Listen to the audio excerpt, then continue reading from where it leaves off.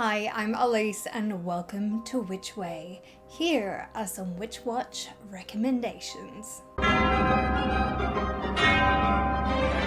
This month on Witch Way Presents, we had The Bewitched Matches, a silent film from 1913, where a witch plays a prank on a man who kicked her out after he found her reading palms.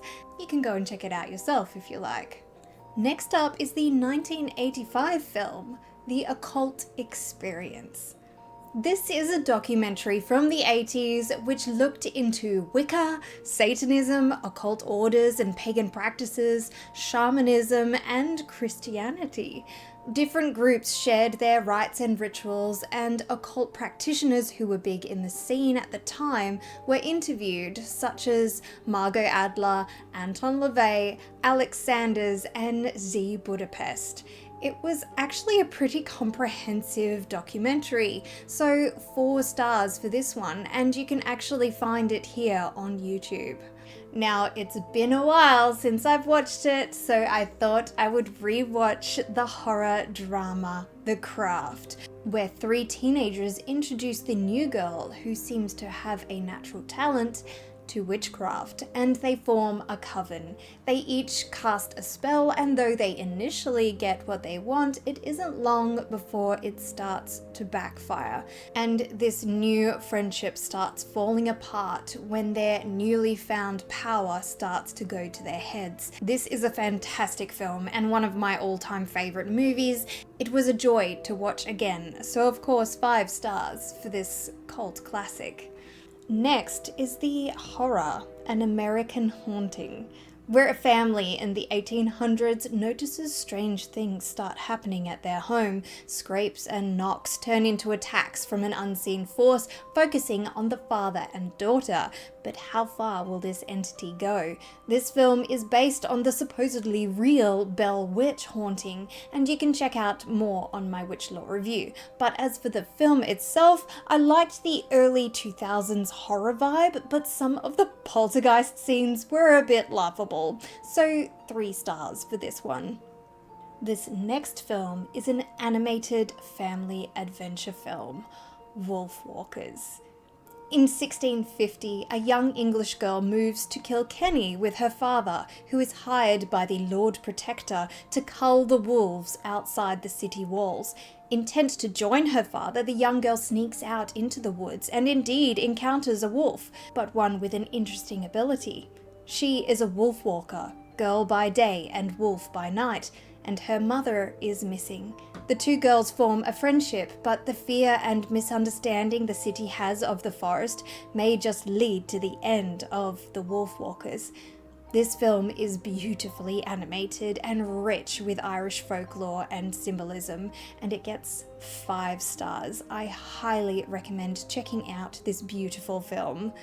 The film is actually part of a folklore trilogy, but I have yet to see the others, The Secret of Kells and Song of the Sea, but I think I might just check them out. Next up, though, is the supernatural musical Monster High 2. Teenage monsters attend Monster High, who have just started admitting part humans, but they are not ready to accept the human practice of witchcraft, as there has been a war between witches and vampires for centuries, and one of the students just happens to be both. She believes she can stop this war by allying with the witches, but there are those who want to exploit her power and rid the world of vampires for good.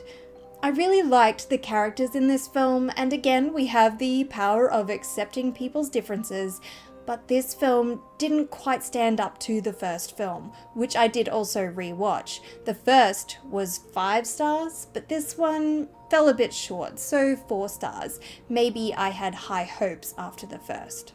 Into series now, and I watched a couple of recommended series. First up is season 1 of the supernatural drama Nowhere Boys.